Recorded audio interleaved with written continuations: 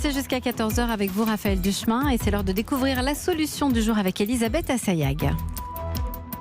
Un abri de secours intelligent, innovant, déployable en extérieur, en intérieur. Elisabeth, c'est la solution que vous avez trouvée et elle s'appelle la hutte. Oui, la hutte, H-U-T apostrophe. C'est un abri tout en un. Il est composé d'un système breveté, déployable en extérieur et en intérieur.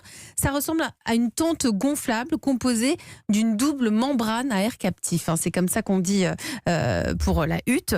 L'idée, c'est de transformer l'abri de secours en un cocon apaisant quand on est en situation d'urgence ou de vulnérabilité. C'est le groupe français Hutchinson qui finance ce projet. Bonjour Céline Giraud. Bonjour Elisabeth. Vous avez inventé la hutte, vous êtes 4 à avoir eu cette idée.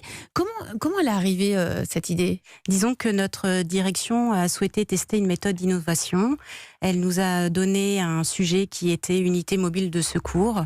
Et donc nous sommes allés sur le terrain et pendant cette expérience, nous avons interviewé des experts et nous sommes rendus compte qu'en schématisant, les pompiers avaient leurs camions, les SAMU leurs ambulances, mais que pour toutes les personnes qui n'étaient pas suffisamment blessées pour partir à l'hôpital, il n'y avait souvent rien ou souvent juste une couverture de survie pour les réconforter. Alors dans cet abri de secours intelligent, on y trouve quoi ? Est-ce que vous pouvez déjà nous la décrire ? Bien sûr, donc à la base c'est un module qui fait 1 mètre carré au sol, 1,76 m de haut et qui se déploie en moins de 10 minutes en 25 mètres carrés.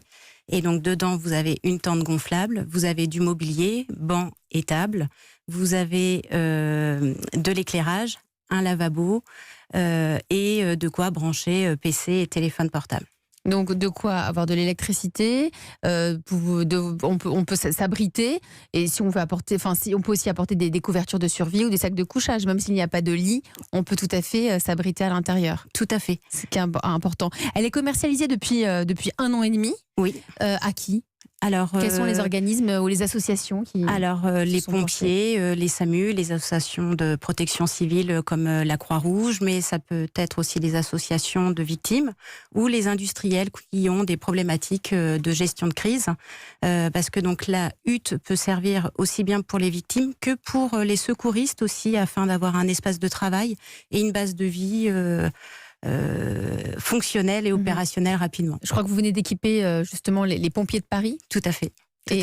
Vous avez donc de plus en plus de demandes par rapport à... c'est un besoin qui est de plus en plus important ? Oui, alors pour plusieurs raisons. Donc par rapport à sa logistique facile, sa modularité, sa polyvalence.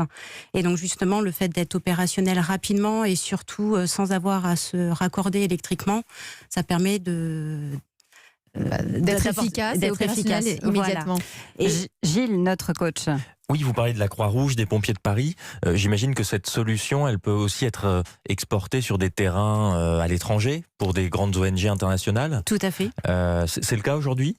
Ou vous êtes strictement France pour le moment ? Pour l'instant, nous avons commencé donc à exporter la hutte aux États-Unis, donc Total à Houston, et nous avons eu aussi les pompiers de Saint-Pierre-et-Miquelon. Et nous avons d'autres pistes sur l'Italie ou un petit peu partout. Donc nous sommes en phase de démarrage. Alors là, c'est pour des grandes organisations. Nous, on pense aussi aux particuliers, celles et ceux qui sont peut-être dehors, qui vivent dehors. Est-ce qu'il y a une possibilité d'étendre ce concept de la hutte aux particuliers ? Alors justement, c'est une idée auquel il va falloir que l'on pense afin d'apporter une solution d'hébergement. Aujourd'hui, la hutte a été pensée plutôt pour apporter de l'accueil et du réconfort. En situation de secours. Exactement. En situation de crise. Exactement. Et ce que je voulais dire aussi, c'est qu'au-delà de la solution technique, on l'a pensé aussi un petit peu par ses formes et ses couleurs comme un cocon, de façon à pouvoir apaiser et apporter du réconfort et aussi offrir un espace de travail agréable aux secouristes. Ce qui est intéressant, c'est que vous pouvez l'équiper différemment, c'est-à-dire que vous pouvez vous adapter finalement à la demande de votre client. Là, vous n'allez pas faire la même chose si Europe 1 vous demande d'inventer un studio pour l'extérieur que ce que vous avez fait pour les pompiers de Paris. Tout à fait. On va pouvoir l'aménager différemment, apporter différentes options. Dans la mesure du possible, bien sûr. Mais en effet, c'est une idée En tout cas, l'idée initiale, c'est vraiment pour les situations de crise, en cas d'attentat, d'incendie, voilà, c'est d'abord là-dessus que vous y avez pensé. Et ensuite, si vous pouvez le commercialiser, en faire un business, comme on dit, ce sera pour de l'événementiel. Exactement. D'accord. Vous avez donc déjà des contacts. Vous pensez qu'il y a d'autres modèles qui peuvent venir après, d'autres idées qui seraient similaires? Oui, alors des idées, on en a plein. Il faut les consolider et avoir justement aussi par rapport aux demandes qu'on pourrait avoir. Mais la hutte a aussi un intérêt pour, dans le cadre des chantiers, pour des bases de vie. Là où les Algeco ont une logistique un petit peu lourde, chantier de courte durée. Sûr, ça pourrait être une solution aussi pour les personnes, les ouvriers. Pour le bâtiment. Exactement. Exactement. Et aussi pour tout ce qui est événementiel, les roadshows, ou pourquoi pas pour les studios de radio mobiles. Gilles? Oui, cette hutte, elle est équipée d'électricité. Oui. Cette électricité vient d'où? Il y a des panneaux solaires sur la... Alors, Sur la peut-être tente sur une V2, mais là, il y a une batterie qui permet d'être autonome, donc au moins 24 heures jusqu'à 4 jours.